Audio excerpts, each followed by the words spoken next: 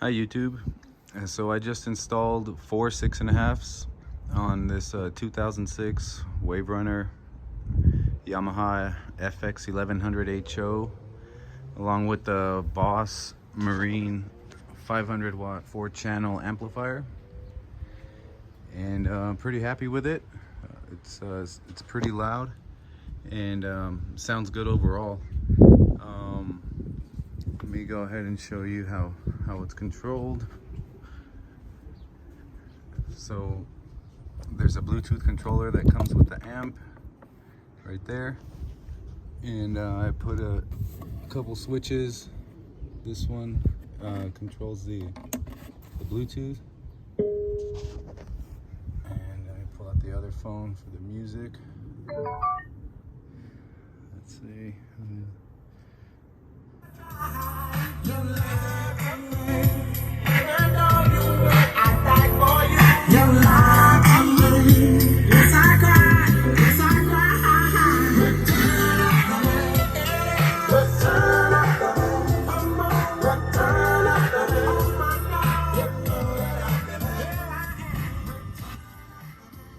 Yeah, it sounds better on my phone that I'm actually recording with, but no, overall it's definitely going to be heard on the water. We're getting ready for a trip. We're leaving today actually. Let me show you what else, or how I installed it. Let me get these seats off. Okay, I got the seats off. So first, let me just pause that. Okay, so I used marine silicone behind the speakers. Really had to layer it on the bottom there. Look at how much it sticks out, but like I said, just really layered it on. This side came out a lot better than the other side. Well, the one in the back, namely, because I used a piece of foam for that, which didn't really have to. But yeah, this I can clean it up later, but that's really heavy duty foam, rubber foam in the middle, and just with silicone all around it. So the amplifier, here's the final product. Let me stick it down. It's bolted up with these screws here, 1, 2, and 3. I ended up cutting off the extra length of the screws, and I used thread lock on all of them. And the amplifier is really not that big. It's only like maybe 6 inches long. Let's see, I don't know what you can see there, but yeah, this is how a final wire route. Got a couple of fuses, one's for the amp and one's for the bilge pump, and a fuse down there on the overall power that goes up front that feeds everything to the switch. But yeah, basically, hopefully it's getting all that.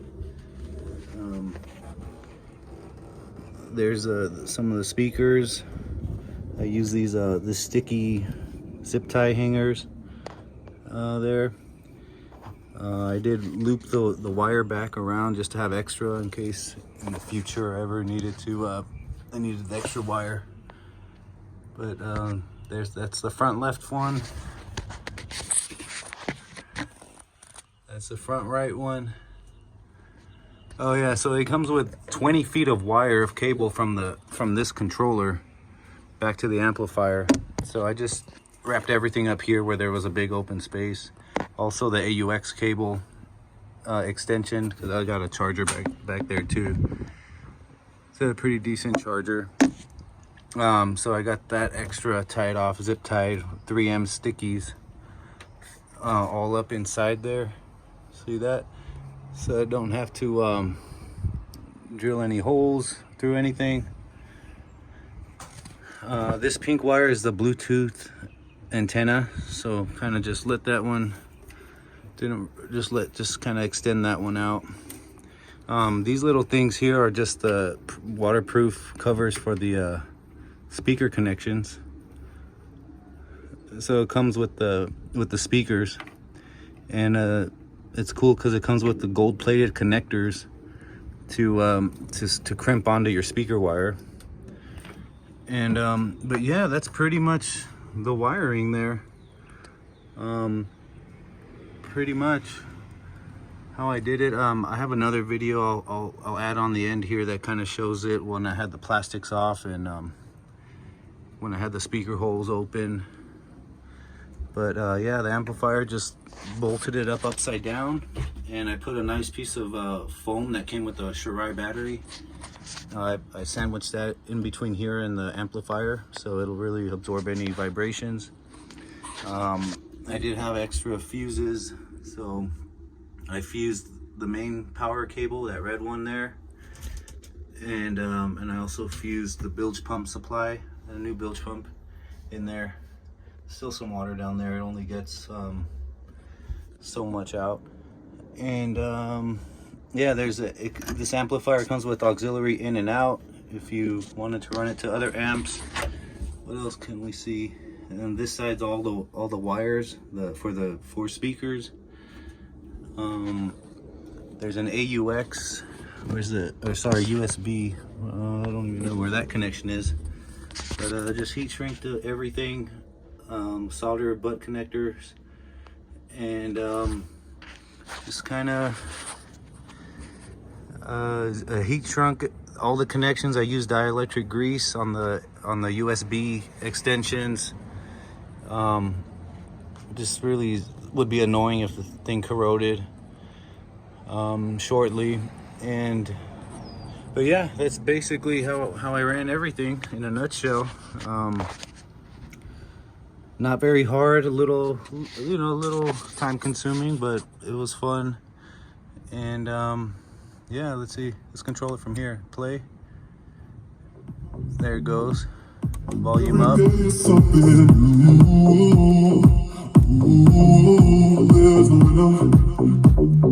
I should know when you lie for me.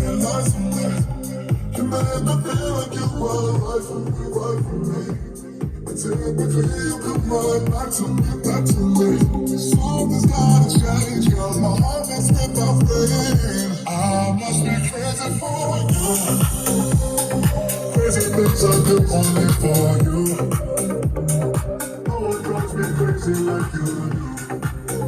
I just never thought of you with someone new. I must be crazy for you. Another thing I can say is, so I tested it with just one speaker hooked up, and when I turned the volume all the way up, with only one speaker hooked up to the amp, I did get a little distortion, or maybe it was because I didn't have good solid connections. But once I put all 4 wires, or all 4 speakers wired on, there's absolutely no distortion when I turn the volume all the way up. It's super loud and pretty clear, and there is some bass to these speakers. There is a little thump to them, so not bad for 2-way speakers, 6.5s. And I gotta say, overall, pretty happy with it. I do expect them to last, and yeah, I expect these to last for a while and not let me down. I mean, I put the full system, 2 bass tubes in that boat there with a JL Audio amplifier, so I kind of know what to expect. And yeah, I saw there's another video on YouTube where it was a newer Wave Runner, and the guy also he put the plexiglass under here, and that was a pretty good idea. But I don't see anything wrong with just bolting it straight up right here. And just like I said, one of the challenges on this is just the contours of the hole. It's not straight, you know, it's not a flat surface, so you really gotta just silicone the thing, you know. You can get starboard and shape it just right. I could have used the cutouts, and I tried dremeling the foam out, but that didn't work too well. Then you need longer screws. You can't use the screws that come with the speakers if you put foam in between. So I did buy longer screws. But yeah, hope you guys enjoy. Let me know if you have any questions. And I'll put the next videos after this right after this, kind of showing the process. So the first thing I did was find the spot for the speaker holes on both sides. I did buy a 5-inch hole saw to make it easier, and then cleaned them up with the Dremel. They're both 6.5, so the problem was on this 2006 Wave Runner, there's a pretty good, it's not flat. See that? There's a pretty good offset in the contour. So I got some 3/4 inch thick neoprene pads to seal all that up. I did take off these plastics on this side, and it gives you a really good access to where I ran the wires. Where are they? Not seeing. There it is up there. So those cables right there are I think they're the steering cables, and you can see, you can't see. Get that in there. So I've got all the wires. What is it? It's an AUX for the controller, Bluetooth controller to the amplifier.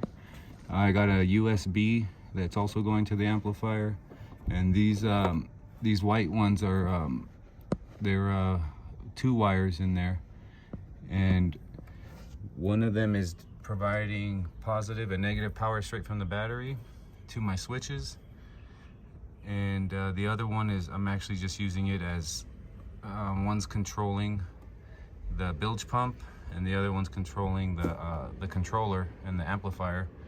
So so I can basically kill it from here, or even run it without the ignition on. Yeah, I found the spot right here for the Bluetooth controller. Just drilled a hole in there, and then the 2 pilot holes for the screws for the bracket that it snaps in. I did shave off some of the trim here so that I got better clearance for when I close it, and that's good. So yeah, works pretty good. Yeah, what I also realized is that if I wanted to shape the neoprene pads, I can use these cutouts right here. Like for example, see that? And then I got a guide. I can trace that onto the pad, the you know, depth wise, and then I can kind of contour the pad a little so that it doesn't overly have to compress, or not. I'm gonna check it out once it gets here. Okay, and then next step was mounting the amplifier. So these 3 bolts, 1, 2, 3, are holding up the amp. It would have been good with just 2. This 4th one was really hard to get because of just like a bracket down there for these bolts. That but it is sitting up on top of a curved part, so I'm not worried about it. I also put a foam pad in between the amp and that seat bracket there. Let's see. So we're getting this good. There's the amplifier. It's a Boss. I'll check it out right now. But there's these AUX in and out that I'm not gonna need. They're capped. I take them off separately. This wire here is from the remote. It's got the labels, and then the backlight for the remote. I went ahead and heat shrunk it. It's just a 3.5 auxiliary audio cable. Oh, I also changed the bilge pump, so that's why I wanted a switch up there. New battery also. There's the fused positive and negative that's feeding my switches up front, and then there's that brown one's a bilge pump wire that goes back to the switch. And let's see, got the speakers all ready to go. All the wires I ran to the holes, and I'll trim them. What else can I say about this? Yeah, so I put thread lock on these bolts. It's kind of a challenge finding the hole right away. Dremel's one of your best friends on this kind of job. It can do a lot, especially just shaping the holes for all the switches and everything. But yeah, some of the stuff I needed was all the connections are heat shrink solder butt connectors. So you just slip them in and then heat shrink them till the solder melts, and you got a great connection every time. I use this marine wire, oxygen-free tinned, but that's probably for the last speaker connection up front. This is the roll of wire I'm using. You just gotta, you know, cut the coating off and whatnot. Some marine heat shrink. It's got the glue inside that melts. Yeah, it's a little bit of work, but it's working great. I'm gonna heat shrink everything. Let's look in here. So there's the AUX. I could have just wired that AUX to the same switch as the radio, but instead I'm just running it back to the AUX that comes on the amp, or sorry, the USB. It's a USB. Where is that guy? Here it is. So the USB connector, and it charges at only 1 amp, but fine. Once I connect that, I'll heat shrink it. Just need an extension. Yeah. Oh, another thing is I got these 3M hangers. Just clean the surface with rubbing alcohol, stick it on. They're pretty good. I trust it better than Gorilla Tape, because Gorilla Tape, after a few heat cycles, it seems to just fall off if it's carrying any real weight. Just depending what surface it's on. I guess I was taping it to the bottom of wood in my boat, and a couple trips and the wires were on the ground again. So using that, I'm just gonna run the wires all up top there, and yeah, let me know if you have any questions about anything. So it's a cool little project. Do it yourself, and my wife's gonna like the tunes on the water. I also took the opportunity to grease the reverse lever while I was at it. These things get pretty hard. Yeah, it's easier when you're sitting on the jet ski. So yeah, just re-grease that. Again, all heat shrink connections. It's kind of the controller, the wire. I just drilled holes. I gotta vacuum all that still. And where's the camera at here?